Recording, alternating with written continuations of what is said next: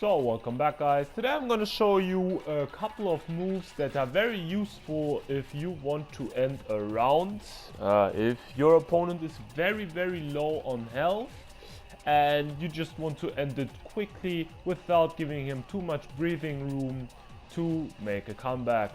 The first 5 I'm going to show you are all including a low, so of course good players will fuzzy a lot at the end. For these all the time, you really have to mix them up, and in my opinion most of the times it's better to go for a quick save mid.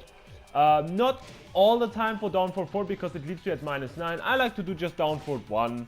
Has an extension on block, it gives like decent pushback. So in most cases, in my opinion, it's better to end with a low, with a mid, sorry. But sometimes you just want to cheese it out, you had enough, and I will show you a couple of moves that are very good for this. So the first one we're going to showcase is back 1-1, down back 3-3. This is a change made recently, I think in season 2, where you can actually very easily link those together. And because back 1-1 is plus on block and covers decent range, not the most range in the world, but it's okay. Most people that are not too familiar with the character don't really know that it's possible to link those in here. Unfortunately, it's not possible to link the mids in. That would be crazy. And it's very heavily minus on hit.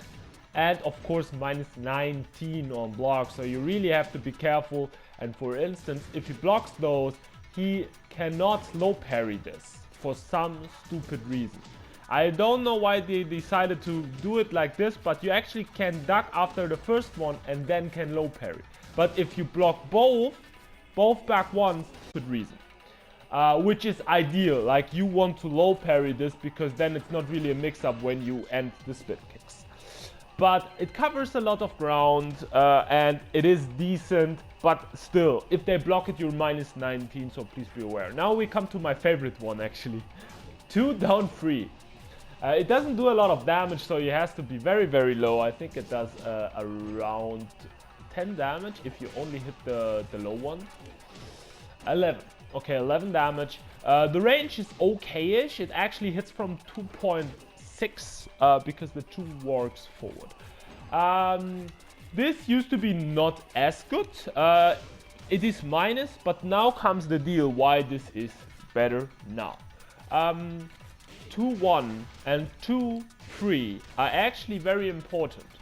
So 2-3 used to be a wall splatting only tool because before 2-1 wasn't free on counter, so you used 2-3 at the wall. But 2-3 has actually a small thing to it that makes this move very annoying. You can delay it heavily, like really heavily. I mean, it's -10. It already has kind of input delay, but you can really delay it heavily. And for this, there is actually a weakness to this move that is fixed now. Before, you were able to fuzzy this, but now you ain't. It's a real mix-up. And the down 3, afterwards you're -1 on hit, but what is good if they just block this to make you pay for reading this. In my opinion, if you mix this up often enough with 2-1, which is a great move, and tracks to one side, and if I'm not mistaken, if I'm correct, then this actually has some tracking to the other side, even though it's hard to replicate, means that it covers different options. Yeah, if you block the 2, you cannot step this, but I want to test if the 2 whiffs, if I can step this. Very hard to replicate. I know that the other it looks like it has actually decent tracking. Very hard to replicate, but I know for sure that this tracks one side and this tracks the other side. So overall, it is gimmicky, but for a round ender, it's pretty decent actually. The next one I'm gonna showcase is Dragonfly 1. Actually, one of my favorites at the wall, because I use Dragonfly all the time at the wall, and most people in this scenario will duck. This only works if they're very low on health, but it has actually more range than you would think.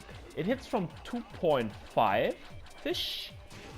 So, for instance, if you punish someone with 2-2 and you manually access Dragonfly and their backdash once, that sounds very theoretical, but happens a lot, then you're actually still in range for the 1.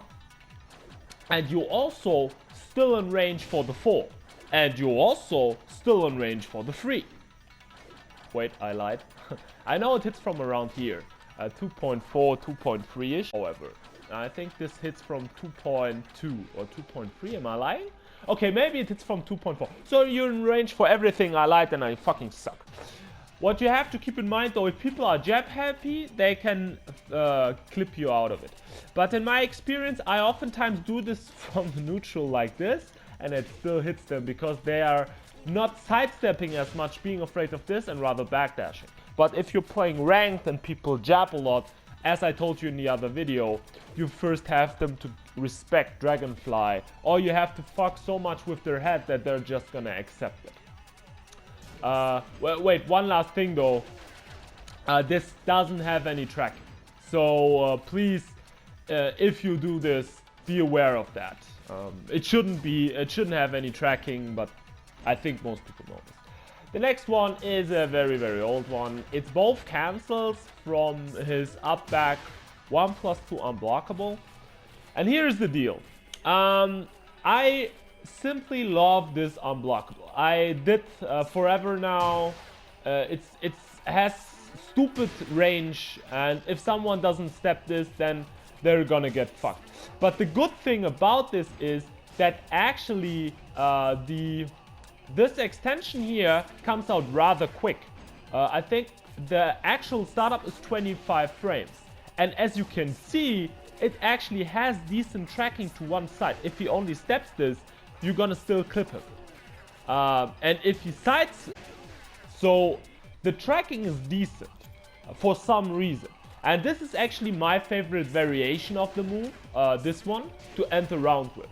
It does approximately 18, I think 20? No, 18, right? 18 damage. But on counter, this actually launches, so it's not that bad at all to throw out once in a while. But this is actually to track them down if they try to step it. But the cancel activates after a certain frame. So what you see here, 19 frames, is not correct. From my experience, I think it actually starts up at 25 frames because you can cancel the unblockable after 7 frames. But I'm not entirely sure. Approximately 27 to 28 frames.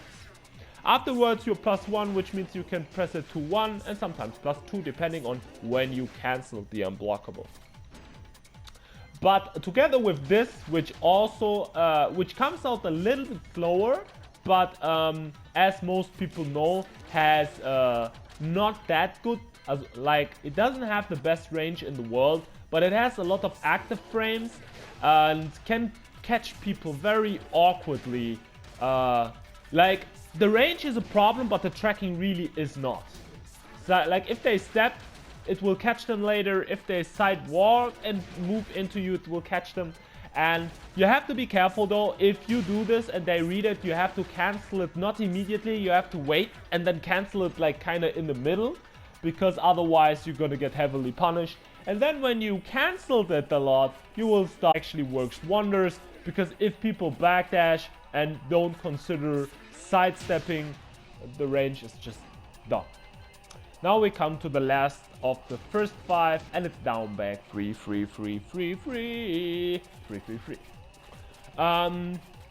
This move is you have to use this very cautiously, because good players doing a low, like a pure low without a jab before or anything, is an invitation for them to make a comeback. That's how you have to view it. If the opponent low parries, like, good players won't duck. They will just block mid and then buffer some low parries in.